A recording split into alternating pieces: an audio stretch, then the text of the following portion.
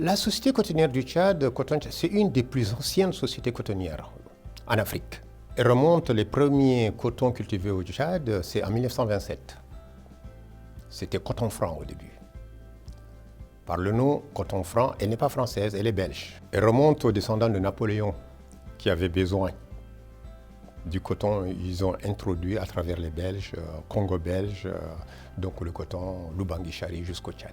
Et ensuite, la coton franc a changé, elle est devenue coton Tchad en 1971. Donc la coton Tchad a été créée. Et en plus, il y a eu une évolution en 2013, passant de coton Tchad à la coton Tchad nouvelle société. En 2018, donc elle a été privatisée partiellement parce que rien n'est marché. La production a chuté de manière drastique, donc l'État a dû privatiser partiellement, donc a perdu la majorité et Olam a pris la majorité. Et depuis 2018, la production est en train de remonter. 18-19, c'était 15 000 tonnes.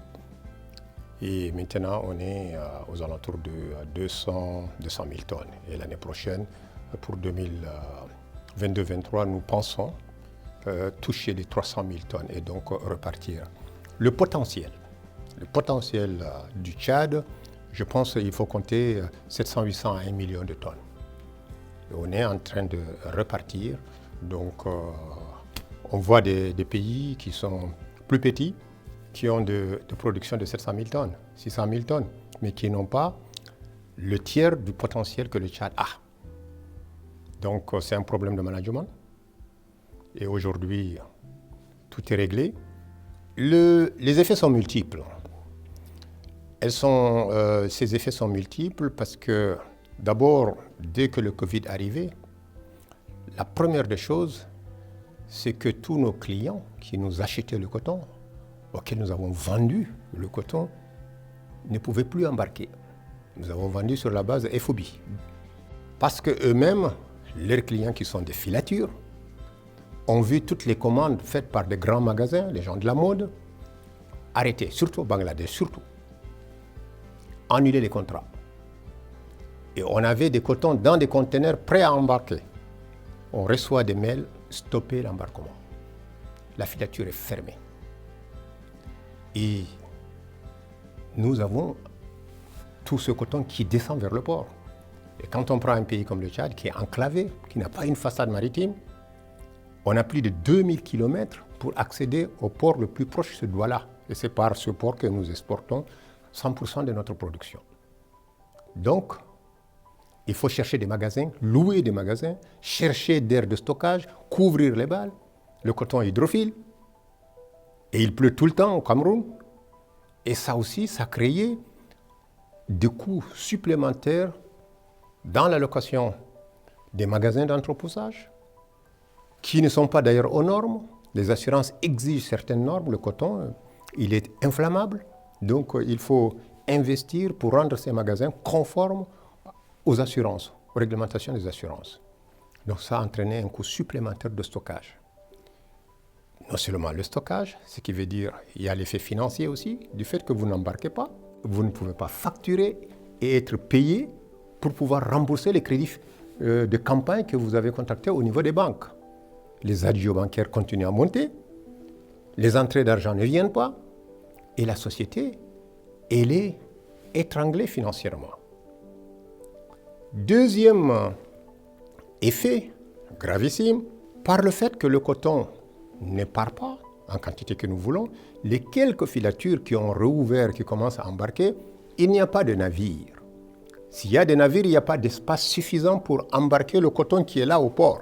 Et s'il y a des conteneurs, les compagnies maritimes préfèrent charger des conteneurs vides pour les amener directement en Chine pour embarquer des quantités de marchandises dont la valeur est supérieure à celle du coton, des marchandises riches, les composants électroniques, les voitures qui sont plus chères, avec des taux de fret au lieu de 1500 à 2000 le dollar la boîte de 40 pieds, ils sont partis jusqu'à 11, 12, 13 000 dollars entre les États-Unis et entre la Chine et les États-Unis. Donc, là aussi, on n'arrive plus à embarquer. Et ça rebelote. Le stockage est plein. Vous avez des quantités de coton avariées, tout ce qui est stocké dehors est bâché, il y a des infiltrations d'eau qui passe, qui est en train de problèmes d'avarie. Et ensuite, vous n'êtes pas payé dans le délai. Vous avez des coûts financiers plus élevés financièrement parlant, et ensuite le coût de location des magasins. Là aussi, c'est une autre rebelote. L'autre conséquence, c'est une conséquence sociale. Nos sociétés ont dû venir en aide à des milliers de cotonculteurs qui sont là, abandonnés face au Covid. Dieu merci, l'effet Covid n'est pas aussi accentué, ce que nous avons vu dans la presse, à la télé, en Europe ici, c'est hécatombe. Donc, mais il y a eu cet effet, donc il faut accompagner ces cotonculteurs, acheter des gels hydroalcooliques, envoyer des masques, acheter des masques, des gants, des savons, et les aider aussi en envoyant des produits alimentaires tels que les pâtes alimentaires, du riz, ainsi de suite. Et ça aussi, ça demandait un budget assez important. Et ensuite, dans certains coins, faire les forages pour certaines associations villageoises, dans certains villages, faire des forages et aussi les aider à construire des magasins de stockage de leurs produits tels que le mil, le maïs qu'ils ont produit. Donc qui ne s'écoule pas bien du fait que tout était bloqué. Donc ça aussi, c'est un effet absolument qui n'était pas prévu dans le budget et qu'il fallait faire très rapidement, agir pour soutenir tous ces fermiers. Sans eux, il n'y a pas la culture cotonnière. Et l'autre point qui est fondamental, je crois, c'est qui m'ont précédé ont dû vous en parler, c'est que lorsque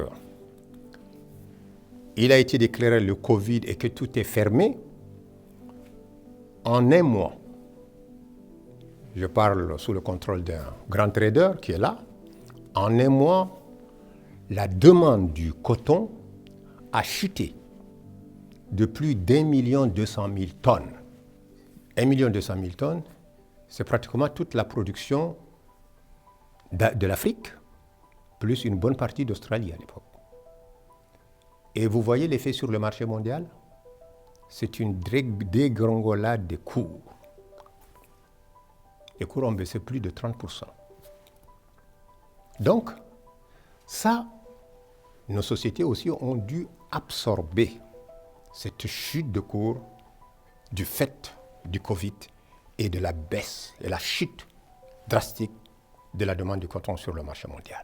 Dieu merci, aujourd'hui, depuis pratiquement maintenant moins d'une année, mais les cours sont bien repartis. Et aujourd'hui, on est au-dessus du dollar la livre poids. Et je crois que nous espérons rattraper les effets néfastes de ce que nous avons vécu en 2019-2020, du fait de Covid, en termes de prix sur le marché mondial. Donc là, mais l'effet était gravissime. La saison 2022 s'annonce excellente. Ce que je vous dis avec les cours actuels, je crois que si vous avez vu un peu tous les producteurs qui sont ici à Deauville, c'est le sourire. Il n'y a aucun visage crispé. Tout ce qu'on regrette peut-être, on a vendu un peu plus tôt. On pourrait attendre aujourd'hui pour vendre plus cher au prix d'aujourd'hui, mais il faut positionner le coton quand même. Et en plus, c'est une tendance, il faut l'accompagner. Parce que dès l'instant où vous dépassez vos prix de revient et vous avez une activité bénéficiaire, il faut accompagner et faire de moyenne. Nul n'avait prévu cette hausse-là. Quiconque vous dit qu'il a prévu cette hausse, il ment. Personne. Donc, on l'accompagne. Et c'est pourquoi on a entamé déjà le placement, la vente du coton de la campagne 2022-2023 déjà. Donc ça, pour pouvoir profiter des cours actuels, parce qu'à ces niveaux de cours, on a vu historiquement, moi j'ai vu 2 fois ce cours.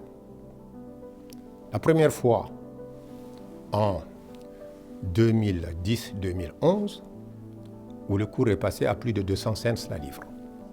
214 ou 222, je ne sais pas, à ce niveau.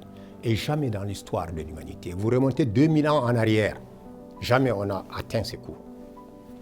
En 2010-2011.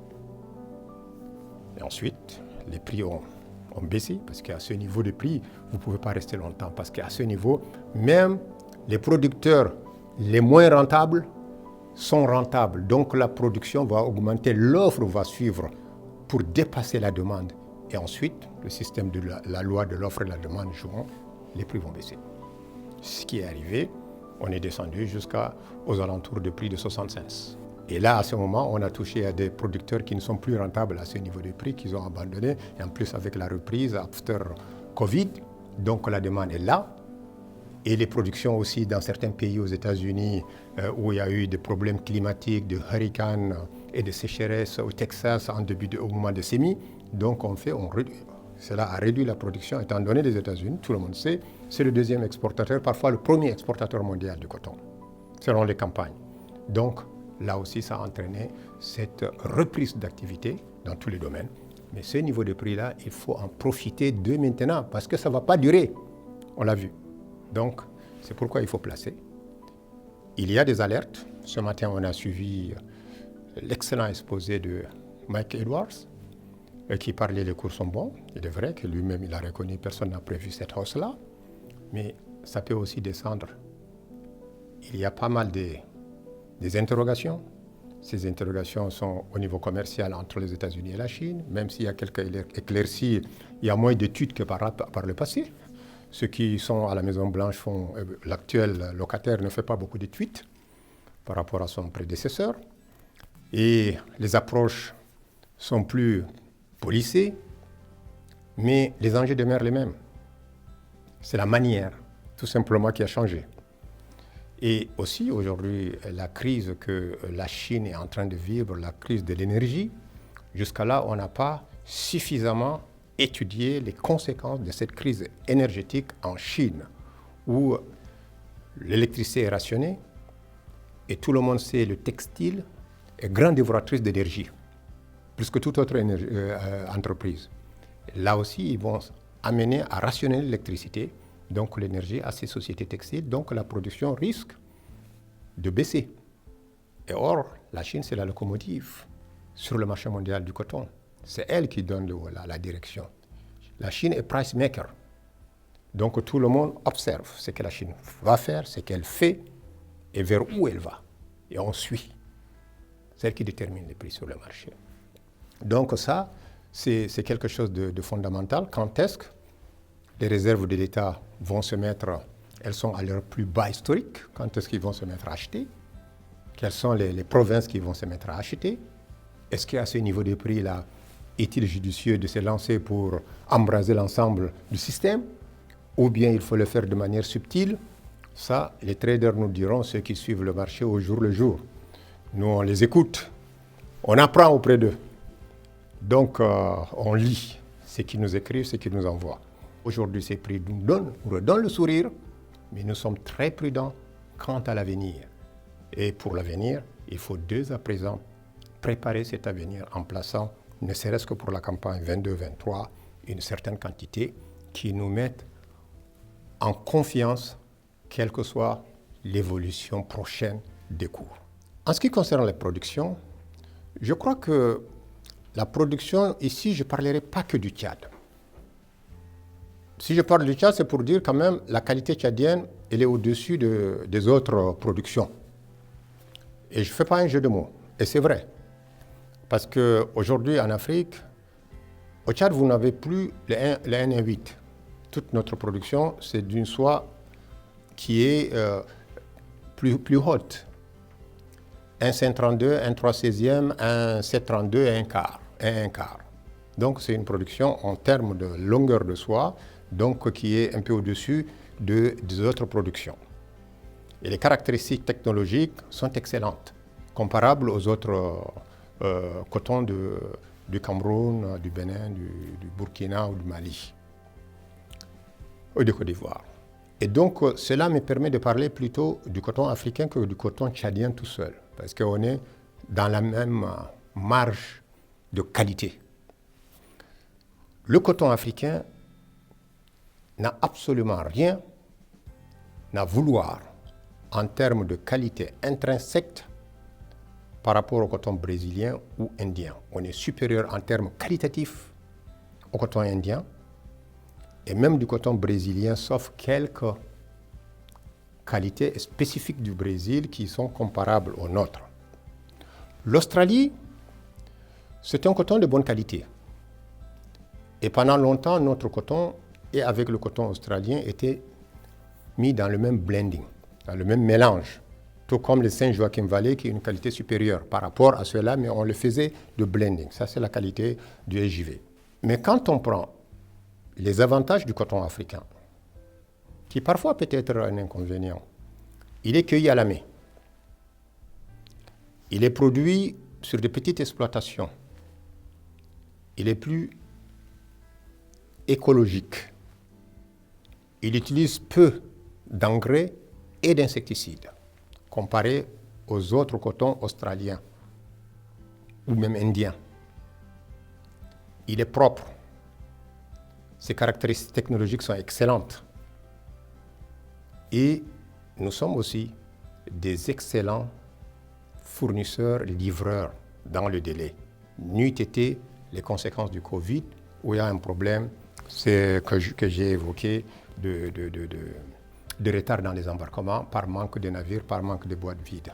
Et également, par rapport au Brésil, le Brésil c'est un gros producteur. Quand on prend la zone, que ce soit de Guaia et particulièrement de Mato Grosso, où ils ont des terres très fertiles, ils coupent les arbres, la forêt équatoriale, et ils développent les exploitations. Ce sont des exploitations industrielles qui sont avec de gros tracteurs, avec des avions qui pulvérisent les insecticides ou bien les engrais et tous ces trucs. Ce sont des exploitations industrielles. Or, chez nous, ce sont des exploitations familiales. D'1 hectare, 2 hectares, le plus gros producteur, ils sont dans les 15-20 hectares. Et on les compte ceux-là sur le bout des doigts. Mais tout le reste, c'est un demi-hectare ou 1 hectare de travail. Donc, pour le simple Tchad, c'est plus de 3,5 millions de personnes qui vivent du coton.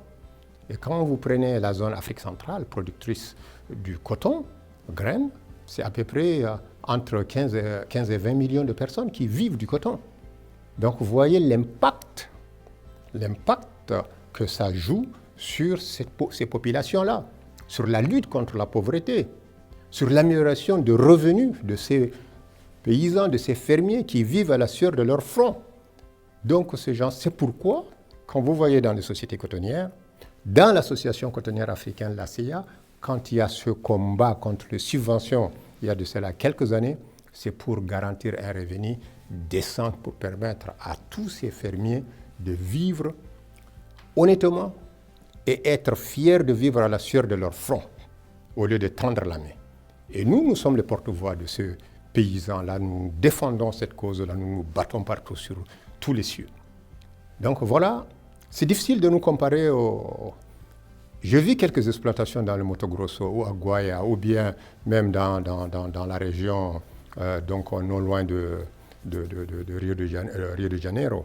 Donc toutes ces zones-là, quand tu vois une exploitation, quelqu'un qui a 2000, 3000 hectares, on ne peut pas comparer cela avec celui qui a un demi-hectare.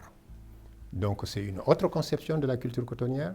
Elle est moins écologique, elle est moins protectrice de l'environnement, alors que les nôtres, nos cultures, elle est protectrice de l'environnement. C'est pourquoi il y a de coton éthique, de coton made in Africa, qui respecte certains protocoles, donc pour respecter tout ce qui est éthique pour produire ces cotons. Donc nous sommes différents de ces cotons-là. Achetez le coton africain, vous avez un coton éthique qui respecte l'environnement et qui respecte les clauses sociales. Le classement HVI, je crois, il a commencé à se développer dans les années 85, 86, 87 aux États-Unis, de quelques prémices au niveau du USDA, donc pour classer. Bon, il est vrai que l'intérêt au début, on savait qu'il y avait une lutte acharnée pour les États-Unis d'Amérique de l'imposer, et particulièrement pour faire valoir le coton du Texas, qui avait une mauvaise image Texas Cotton, quand on dit Texas Cotton à l'époque, c'est un coton de moindre valeur. Mais les chaînes HVI ne voient pas dans leur analyse certains éléments. Ils voient la propriété du coton et des éléments technologiques. Ils vous donnent la longueur, l'allongement, les caractéristiques technologiques telles que la finesse, la maturité à travers le micronaire, le strain, donc la ténacité par gramme texte, la néposité et ces machins, ainsi de suite. Et donc pour faire valoir ce coton et imposer ce type de commercialisation, de classement pour que le coton soit commercialisé avec son ticket qui donne toutes ces informations au filateur. Et c'est vrai, c'est un service que le filateur faisait. Quand les balles arrivent de toute origine, pour faire son blending, son mélange, il analyse et il détermine quelles sont les origines mises ensemble, lui permet au niveau de la filature, au niveau de la filabilité, et donc un rendement dans la qualité intrinsèque du fil, qui a moins de casse, moins des impuretés au niveau du fil fabriqué. Et donc le HVI, c'est le filateur qui le faisait. Et le coton était classé manuellement, dans la salle de classement, avec des lumières de jour. On voit sa propriété, on voit sa préparation. Comment le coton, il est nerveux ou pas nerveux. C'est tout un métier. On tire la longueur de soie. Et on analyse dans le fibronaire, l'élément micronaire et ainsi de suite, décollage. Donc, il y a eu une résistance, mais étant donné que c'est le premier exportateur mondial, c'est le deuxième producteur à l'époque du monde, juste après l'Inde. La Chine n'était pas première à l'époque. Donc, le rouleau compresseur a imposé des chaînes de classement, la commercialisation. L'Australie s'est mise, le Brésil s'est mis, d'autres pays. Donc, il faut acheter les chaînes HVI. Ils sont arrivés jusqu'à là, en Afrique. Et ensuite, il y a des contraintes. Des contraintes, il faut que le résultat donné par des chaînes HVI ces appareils doivent être mis dans des conditions d'hygrométrie et de température optimum pour que le résultat soit vérifiable et qu'il soit juste, et les comparer en permanence avec les talons contrôlés par d'autres laboratoires internationalement reconnus. Sinon, vous pouvez avoir des chiffres, mais ces chiffres ne veulent rien dire si vous ne respectez pas les conditions d'hygrométrie et de température dans les salles, dans le laboratoire, là où il y a les machines HVI sont installées. Donc aujourd'hui, un peu partout en Afrique, on a certaines chaînes HVI, certaines marchent bien, d'autres moins, mais elles ne sont pas certifiées. Mais de temps en temps, on envoie dans des laboratoires certifiés pour pouvoir contrôler, voir si nos résultats sont bons. Mais nous ne vendons pas sur les résultats HVI. Nous vendons parce que tous ceux qui nous achètent le coton, les premiers des utilisateurs qui sont des filatures, ils sont habitués à des origines bien déterminées. Il y a des filatures qui sont habituées dans leur mélange qui est du Burkina Faso, ou du Tchad, ou du Bénin, ou du Mali, du Sénégal, qui est une petite production, mais ils ont besoin. Ils ont un mélange permanent, ils savent les caractéristiques technologiques. Les caractéristiques sont liées à des variétés, ils connaissent. Ce sont des variétés rustiques qui sont développées et au fur et à mesure, on continue à les améliorer. Donc les clients, ils le savent. Donc quitte, ils achètent, ils testent un peu de routine et ils continuent leur mélange. Et ils sont satisfaits par la qualité de l'Afrique. La preuve, encore, pour finir, je parle sous le contrôle de Marc. Donc ces filatures, ils connaissent le coton africain, ils l'apprécient et on continue à le fournir. Et l'Afrique aussi est en train de monter en puissance dans la production du coton. Et je pense maintenant, par rapport à l'Australie, si on prend toutes les productions de cette année, par rapport à l'Australie, nous dépassons l'Australie. Et on est parti pour conquérir et avoir notre place dans les pays producteurs du coton qui comptent sur le marché mondial. Et je crois que je suis optimiste quant à l'avenir dans ce domaine-là.